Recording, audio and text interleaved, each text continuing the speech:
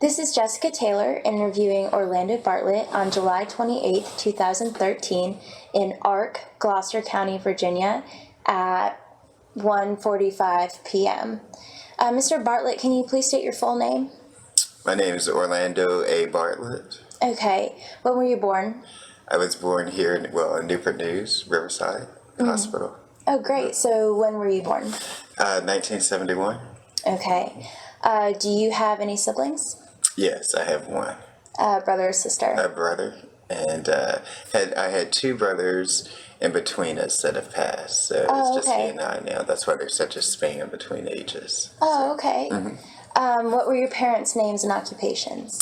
My father is Theodore Bartlett, and he was a welder with the shipyard and Newport News Shipbuilding.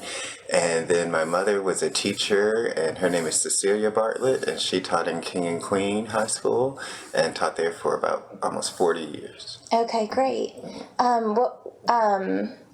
I know you've led many lives, but what do you do? Right now, I'm currently a realtor in the county, and I also have a little part-time job at 7-Eleven, but I'm a realtor here. Okay, great. And have you always been a realtor? No, I've done many things. Yeah? Do you want to enlighten us? Let's elaborate.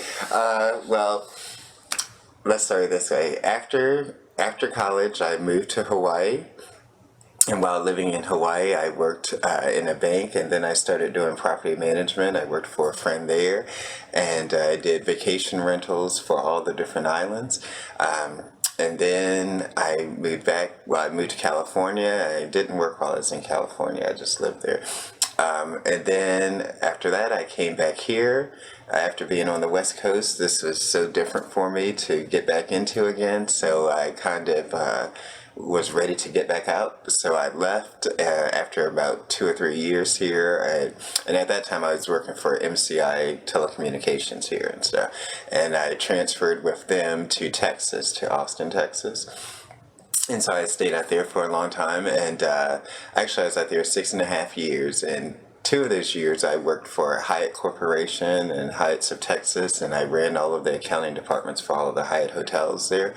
Then I left that again and got back into real estate and property management. And I guess the overall is real estate is where my life is. Yeah. So I've always gravitated to that, and here I am again doing it again. Yeah. Do you feel like it was your conscious choice to move back to Gloucester? I'll say it like this. For me, it's no. It wouldn't be a conscious choice. I think I'm very religious, so with that being said, now I'm not a saint, but I'm trying. Yeah. But I say it like this: that God has a will for people, and God has a plan for people. Is what I like to believe and stuff. And though sometimes our plans may be one thing, they may not be what His will is for us. So, and that it was for me to come back here. I had a great friend when I first got back here that asked me, what did I think brought me back to Virginia? And for me, it was, I told him I thought it was because I needed to be humble. And I say that because I've lived, as we just talked about all the different things I've done, I've lived pretty well. You know, I've lived from where I've had, I went everywhere in limousines, and, that was just my life. And I've lived where I didn't know where my next food was coming from and stuff, to be honest. So, I think we go through things for many reasons, and those reasons always have a overall plan. And so that's where we are now, and I see those plans coming to fruition for me now. Okay. So, you've lived in Gloucester multiple times in your life, so where does Gloucester fit into the overall plan? Yeah. That's a very good question. Well, I'd say it like this. Gloucester has done a lot for me since I've been back. It allowed me to get closer to my family. And so that was very important because, when you live away, and I live, 3,500 and sometimes 5,000 miles away from them, you don't see them as often. So to be back here, and like my mother was ill, and while she was ill, that's how I moved back here into the house. So that made me become very close to them and stuff, and that's probably what was needed. I think a lot of times people take for granted their families, and I say that about my family because it's my blood, but it doesn't matter if it's your blood family or not. Whoever your family is, it's your family. You know what I mean? Whether it's friends, if that's who you make up as your family, then make it up as your family, because that's what it's about and stuff. And so I just needed to do that. So Gloucester did that for me. Just a few weeks ago, we had my family reunion for my mother's side of the family, and unfortunately she couldn't be there for that. But it was just amazing to see, where my family, the history that we have here. I've always known I've got a long history in Gloucester and stuff, on both sides of my family. My father's side of the family, they are Howards on my grandmother's side. And so that family has been here over 100 and maybe 60 years or something like that, probably even longer than that, but that's what I can trace it to now. And then my mother's side of the family, well, they've been here for hundreds of years and stuff. I don't know if you've talked to anyone from like the Guinea area. All right, well, actually, to be honest, they've always had like a stereotype that people from Guinea were prejudiced and everything. Well, they couldn't have been too prejudiced because my mother is a Green from Guinea, and that's our family. And so during our family history, they trace back that we were actually already here, to be honest. And, that's something in the history books, I guess, that, a lot of people don't, that I guess that becomes a controversy of who discovered America and who was here and stuff when it was discovered. But we've come to find out that my family, well, the blacks were here already and stuff, along with some of the Indians. One of my great-great-grandmothers is a Pamunkey Indian. So we were here, and then they put us as free slaves, and so that's how our family got here, and that's back in the 1600s. So pretty old. I got some roots here. Yeah. So yeah. Tell me if you're uncomfortable with this question, but I've always kind of wanted to know, why does family history, why do you feel the need to trace it back and kind of know all the little branches? Okay, that's another good one, because recently something just came up. I won't elaborate on that. That's a personal issue. But I've always been a believer that you don't know where you're going until you know where you've come from. So, like for me, I've lived all over, you know what I mean, and stuff, and have lived a great life and everything. But you can start to see when you go through your family history why maybe some of the things you do. When I lived in Hawaii, I had a great friend that had given me this book one time, and it was of race and culture, and it talked about this man that traveled for, I think it was 40 years. He traveled all across the world, and he kind of set himself into all these different cultures and races and just started studying them, just as you're doing this interview. That's what he did. And when he did it, he started learning why people do the things they do, and I've always been curious of the human person, the human mind and everything. So I've always loved to go places and live places where there are many different types of nationalities, origins, and backgrounds and everything. And so for me, when I go through my family history, I can see some of the drive that I have. Well, look, I had a grandfather that was like that, and he stood for this, you know what I mean? And so that kind of thing is really cool to me. Now, with that being said, sometimes there are branches on that tree that you might not want to, discover and stuff, but they are still a part of that branch, to be honest, so you just have to let that be as well. And just go for the things that are good. If you stand for good, you do what's right and stuff, But, everybody has a history, and it's good to know it. And if you know it, you're so much more knowledgeable, and you can become much more knowledgeable. With that comes wisdom, I think. Okay. So, upon discovering your family tree, when you said that you can literally discover the beliefs of people that have come before you, have you found it to either determine or alter your behavior or your own beliefs? I would say in certain issues, yes. Going back to your question of Gloucester and what it's doing for me, I'll say it like this. my great-great-grandfather, we have the oldest black business in this county, which is Howard's Funeral Home, which is up the street. Hasn't changed much, but that's, family again. Yeah.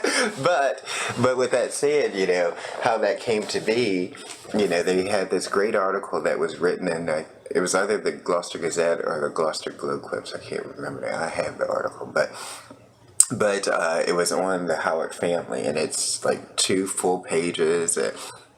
All of my family history is on it, but it talks about how the funeral home came to be.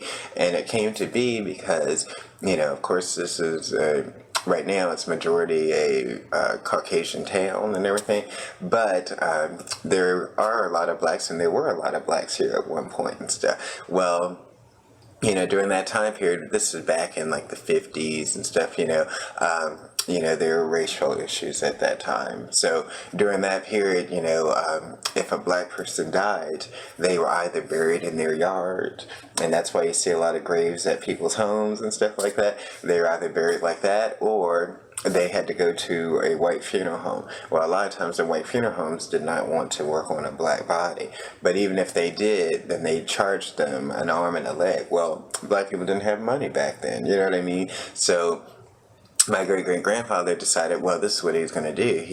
He would start his own funeral home, and he would, they had this little slogan, I wish I could remember it now, but it was regarding blacks having to rally together, and he marched on the courthouse and everything, rallied up a lot of black people together and let them know that he was going to do this funeral home. And that's how the funeral home came to be, so that blacks wouldn't have to pay all this money to be buried.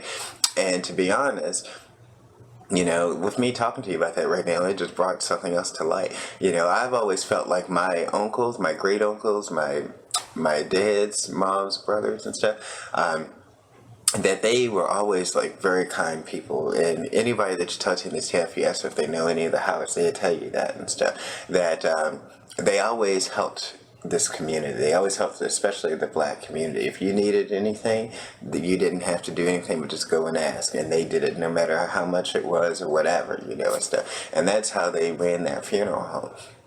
And so now, I think that's my drive, because I love giving back. I love helping people, and I'm always trying to do things. But I also feel that I'm here in the community now to also make some of the changes that still need to occur here, like if you look at like our board of supervisors, we don't have a good black representation. We don't have it for many. I think boards should always be reflective of what they serve. So if they are to be reflective of what they serve, then there should be some blacks on it. It should be, maybe some Hispanics, now that we have more Hispanics here, but or should I say Latinos? I'm sorry, but I look at it like that. So then that is my drive now that I'm in the community doing the real estate, and I'm on a couple of boards and stuff of organizations, then that's my goal, and that's what I like to do, is rally the people together, and and not to make it a racial issue, but to make it a come together issue. I'm working with my church right now, with my pastor and the head of our Board of Christian Education, and we're going to be putting together a sort of program for building the kingdom. If you've heard of like kingdom building in churches, what that really is, a lot of people may take that to just building the church up, but your kingdom is your community and everything, you understand? So in that case, then I feel like, we need to come together, and we should show this county how we have come through the ages from slavery to now. And I'm going to do it by music, and just have a bunch of groups coming in and singing, and just inviting the whole community to come out and take part of this and stuff, and so that'll be a part of what I do. And you never know, maybe one day I'll be on the board of supervisors. You just don't know. So that's where I am with the county now. Okay, well, I guess I have a lot of follow-up questions from that. Sure. Okay, one of the first things that, you said at the beginning was that you noticed specifically that one of your grandmothers was part Pamunkey. What does the Native American connection mean to you? It means a lot. All my life, I didn't know that she was Pamunkey. I knew that she was Indian, and I knew that the way that she passed was she, of course, had real long hair. And she went to put wood, and they had a wood stove back then. And when she went to do it or something, her hair caught on fire. So she ran out of the house, and she was running around. And of course, that made it inflame more. So once it did that, it caught her body and stuff, and she died from being burnt. But I always thought that she was, like, I just tried to do research on the Indian cultures in this area. And I thought maybe she was Mattapanai. But during this reunion, my cousin was able to find out that she was actually Pamunkey Indian and stuff. And to me, I would love to know more about that culture. I've always loved Indians. I mean, like I said, my mom was a teacher in King and Queen County, and there are a lot of Indians that go to school up there and stuff, Native American Indians. So I've always known a few, and stuff, but they are Mattapanai. Yeah. So that's why I thought I was. Yeah. But I come to find out that I'm not. So now I would like to start doing more research, and I'm going to try to see about trying to go to the reservation. You know what I mean? I just want to know, because just as I talked about earlier, we do things because of stuff that's instilled in us, and it doesn't even have to be that I even knew her, but because her genes flow through my body. You understand me? And that is true. That is a connection that people have. Like, we all have our makeup, our genetic makeup is that of our ancestors. So whatever that is, you know what I mean, that comes into you. Now, what things become more dominant, that's the key, you know what I mean? Of course, my mom and dad are dominant because I live with them, and of course, their actions are the actions that I tend to have. But then some of that, I think, comes from the will of, like, my ancestors and stuff. So I think there's a strong connection with Native American Indian. I love nature. That's my favorite thing. And I've always been like that. My mom used to say I carried the weight of the world on my shoulders, and stuff. And she worried about that because I would tell her, Mom, from a child, I tell her, if that tree were crying, I could feel that tree crying. You know what I mean? I do feel like that. So I'm like, I've just always been connected. If I have issues going on or I feel sad or something like that, it's nothing for me to go outside and just look up in the sky and, and just get connected again back to the world, or go to my favorite little spot down in Cappahoosic and just sit down there, and look out on the water and get connected again. That means a lot to me. That's wonderful. So you said that your grandfather marched on the courthouse. I'm not familiar with that. It was my great-great-grandfather. He did it because they were rallying up to try to get, I guess, to be able to get the business at the time and stuff. And that was probably going to be an issue for them to own a business as blacks here. But again, he went to some of the local churches at that time and got some people together, and then they went down to the courthouse and marched on them to let them be able to get the business. Sometimes I was going to say to that to you. It just slipped my mind. I don't know. But anyway, so that's how we got it. But, this is what I was going to say. But what they did is, like, when they went to war, back then, they would send money back. If you know T.C. Walker, T.C. Walker raised, he didn't really raise, but my grandfather, my dad's father, lived with him. Now, for some reason, I've come to find out on county records, they have my grandfather as T.C. Walker's first adopted son. He had 5 of these black gentlemen that he had stayed with him and that he kind of took under his wing and everything. But my grandfather was, I guess, the first one. And I didn't know it was on county records like that because, I just never knew that, but I just came to find that out. And so, one thing he always said is if you were black and you wanted to get ahead, the only way to do it was to own land. So then that's how all of my family did. He was very close with them, advised them on many things, my great uncles and all that on my grandmother's side, because my dad's father, he lived with T.C. Walker, and that's how he met my grandmother, who was Rosalie Howard and stuff. he would, like, T.C. Walker go over to see them at the main, we call this the main house right down the street, right beside the funeral home. All the kids lived in that house and stuff at some point, you know. So, anyway, he would go in there, and that's how he met my grandmother, and then they got married and stuff. It was said you had to own land to get ahead. So when they made this money in the war, they just sent it all back here to my grandmother. And, well, that would have been my great grandmother at that time. And so then she was able to go ahead and get the funeral home. And when she got it, they said that a woman couldn't own a funeral home. So then they had to change the name. So then it became under my grandfather's name, which is T.J. Howard, Thomas J. Howard, Jefferson Howard. And so that's how we got the name of the funeral home, because it couldn't be in her name then and stuff. But she was Holmes. Her name was Susie Holmes. Okay.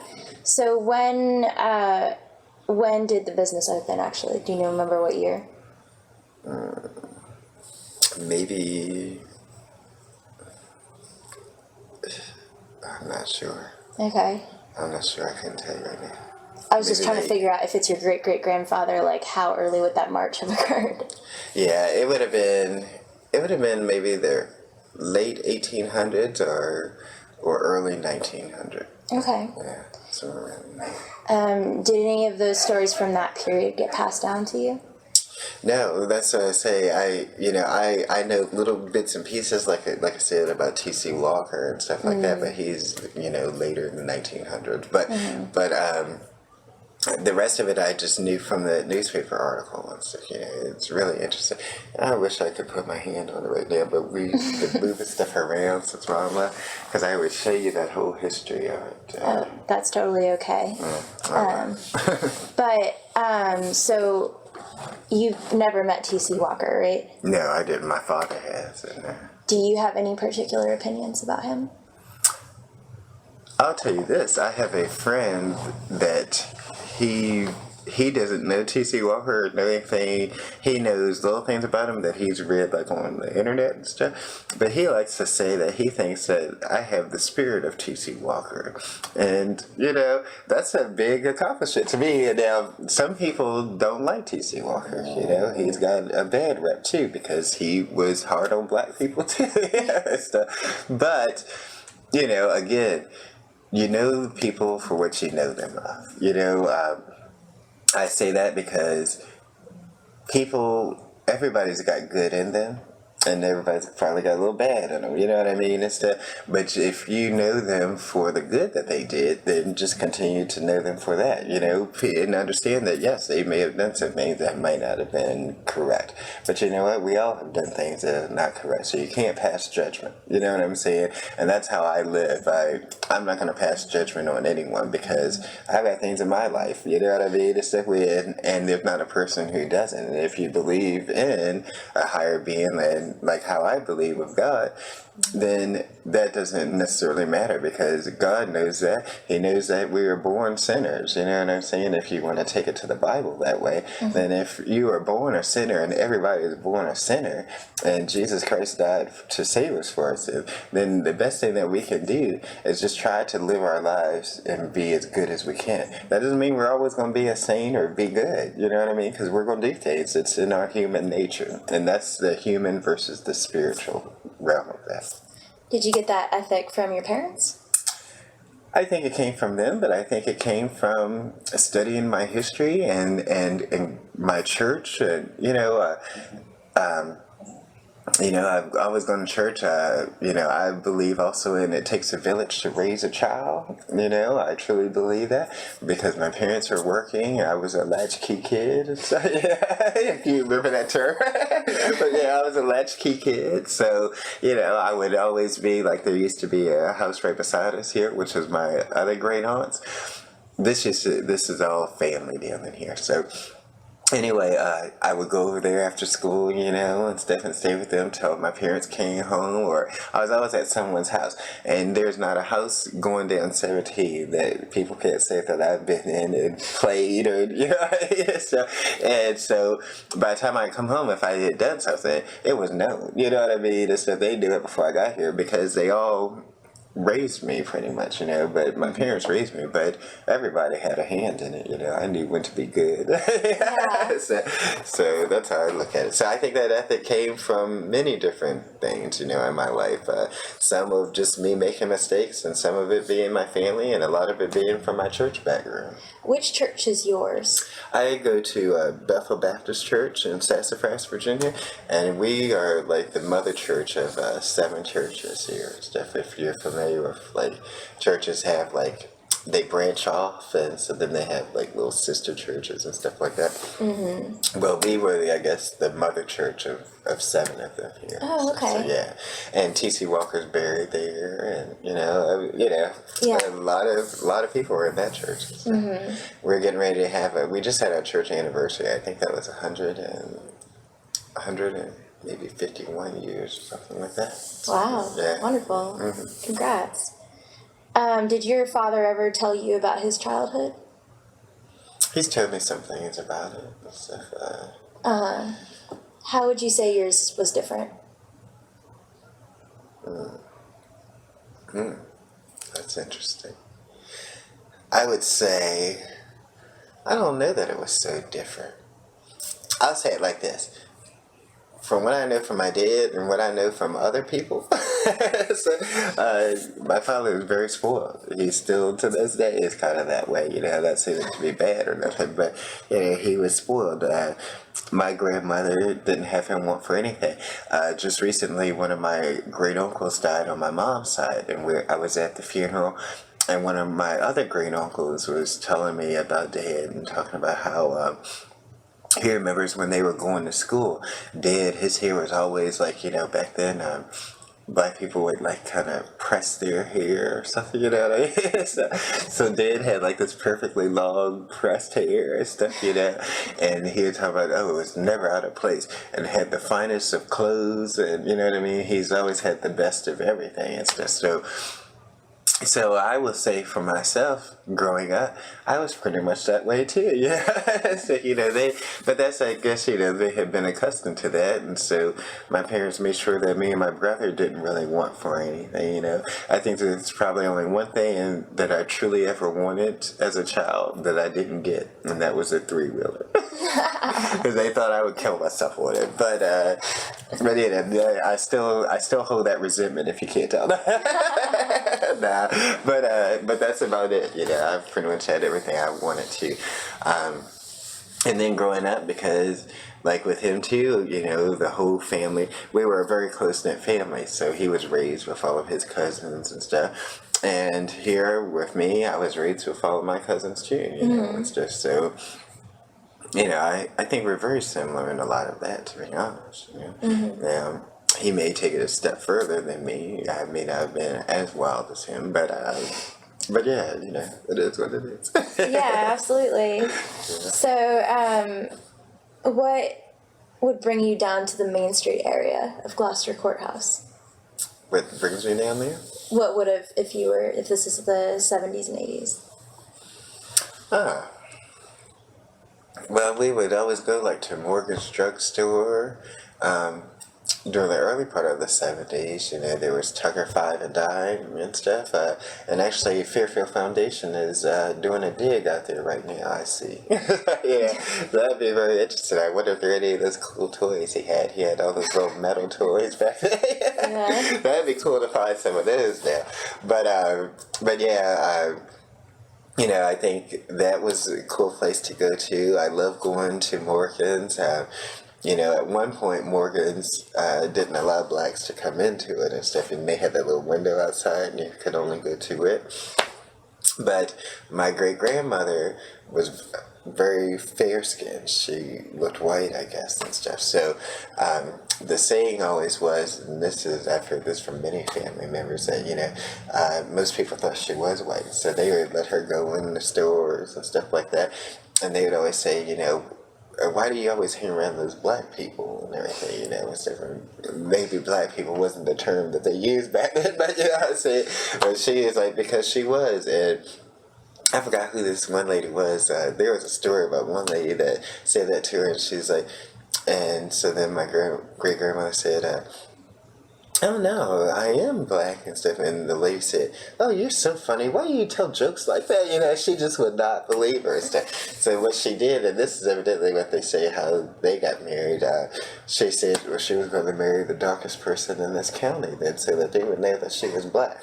And evidently that's what she did. And then here's the rest of us now. So we have all different gamuts of color in the family, of course, because like the Lemons, and that's what side of the family she came from. If you heard of any of the Lemons here, they're very light and stuff, And so a lot of people back in the day, they wanted to still kind of keep that color and stuff, because it was good, I guess, back then. So they wouldn't try to go outside of that and stuff, But that's why I say we're all different gamuts of color, and I guess that's why we were called colored people for a while, because we were every different color under the sun. I don't know. So, if you couldn't go into Morgan's, and I understand Grace was also the same way, except perhaps more severe, where were there black businesses that would treat black people equal to white customers? I don't know of any. I really don't know of any. I can't think of anyone ever telling a story of a black business like that. We had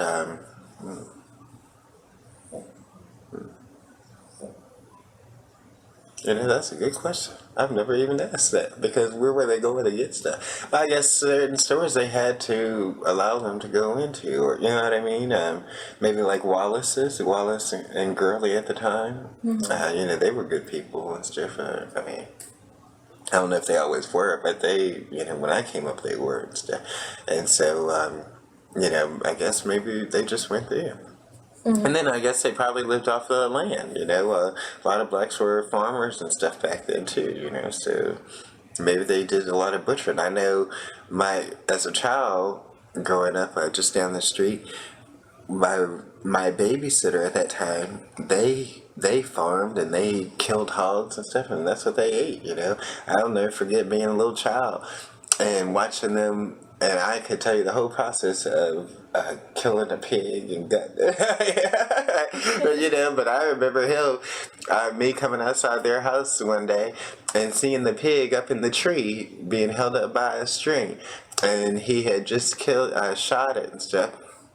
And was taking a knife to gut it for all the intestines to come. You know what I mean? It's just I guess that's what they did. I couldn't tell you. Yeah. Because I don't know too many black stories. Unless they were very small little corner spots, Yeah.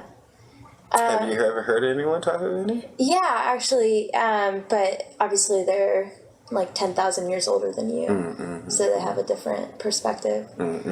I was going to ask you, and now it might be gone. If you ever went to the Edge Hill service station. With your family? I did.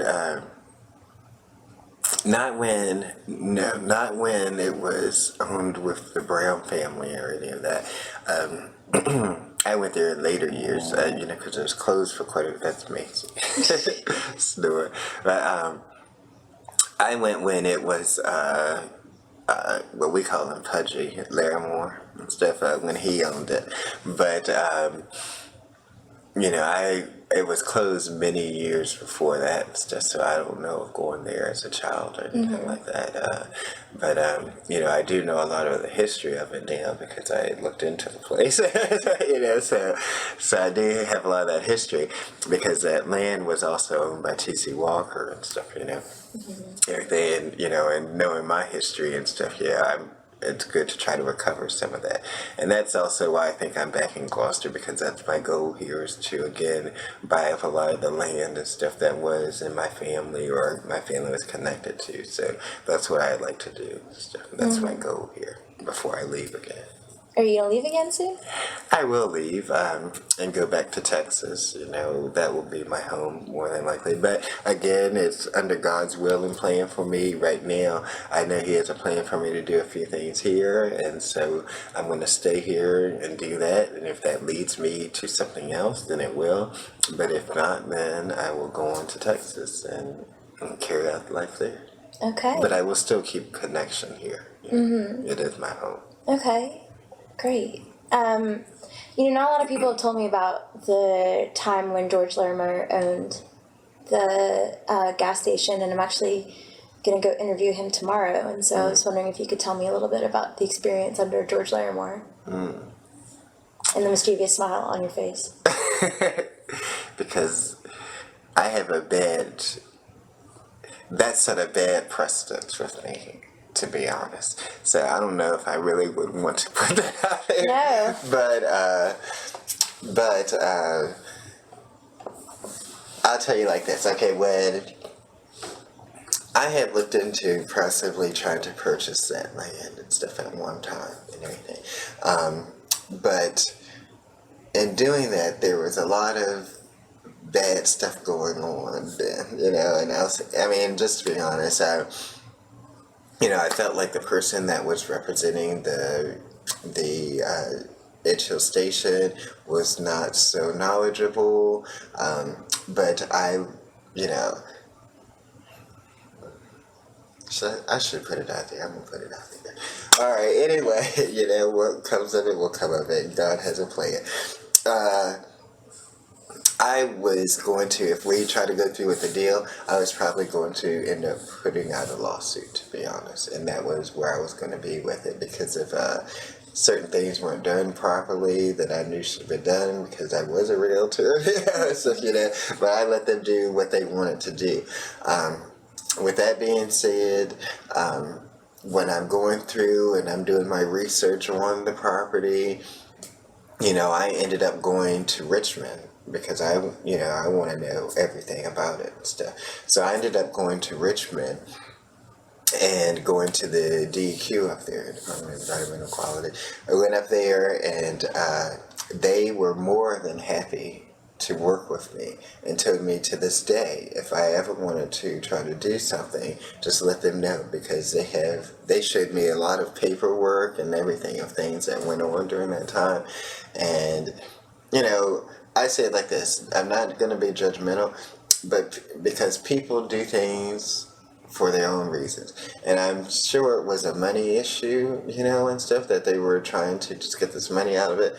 But I also feel, knowing this town, that some of the old ways are still within people, even though they may smile in your face. Some of those old prejudices are still there, or in that background and stuff, and they feel like if they can get over on someone, they would do it, and I see that in the community, in the county, quite a bit and stuff now, with things. Even my broker, when I came to work with my broker, she said, listen, I'm going to get flack about hiring a black person. This is my broker telling me this in 2013, okay, but to say that, she's going to get flack for hiring a black person because they never had a black person hired in that real estate company, you know what I mean?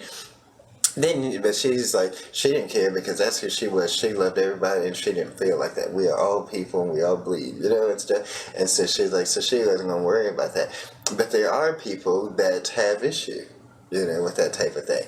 But a lot of times it's because a lot of people feel, and I'm going back to the Edge Hill, but I had to do this little side caveat. But a lot of times I think people feel that we as blacks are not knowledgeable, we can't be as knowledgeable, and that's because they still are coming from that old mentality, and stuff. So if you come from that, you will think that way, possibly, because you didn't want us to learn anything, But this is a new age, and it's been a new age for quite some time now, so it should come to you that we can be knowledgeable, and we can actually be a little more knowledgeable than you, Hey, we've gone to school, we've gone to colleges, universities, and everything else too, So, in that, when it came to Mr. Larimore, he hadn't really done his research, and he will probably tell you that tomorrow. Because when I talked to him, that's what he said. He's like, he was so glad to see that I had done my research because he didn't do it, and look at what it did to him. But my understanding is that when he went in to purchase the Edgehill Station, when he went in to do it. He did it. He did it under owner financing type of deal and stuff, and then that's when DEQ came in because VDOT was putting up the stoplight signal and stuff. Where they found a old tank underground. So then naturally, that was not a good thing. So they made him have to pay to get that up. But then they had to do tests to see about other tanks. So they gave him a certain time period to clean all those tanks up from underground then that were there. So now Mr. Larimore is the owner of it. But evidently, the way the people in Richmond have told me is that Mr. James knew this. I'm just gonna say it. I mean, that's I don't want to, be all like that. But they say that they showed me the documentation of them sending letters and everything else and stuff to get that done. But then he sold it, so then Mr. Larimore had to be responsible for it. So when he became responsible for it, then anything that they sanctioned on him, he had to do. Well, in doing that, that's a lot of money. That's not a little bit of money, Well, he just got the station and he's still paying for it.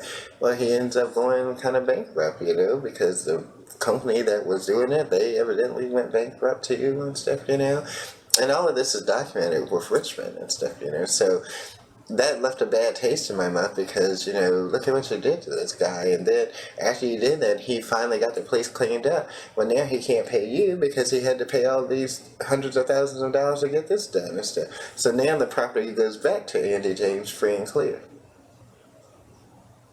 Mm-hmm. But now, me stating that is stating this.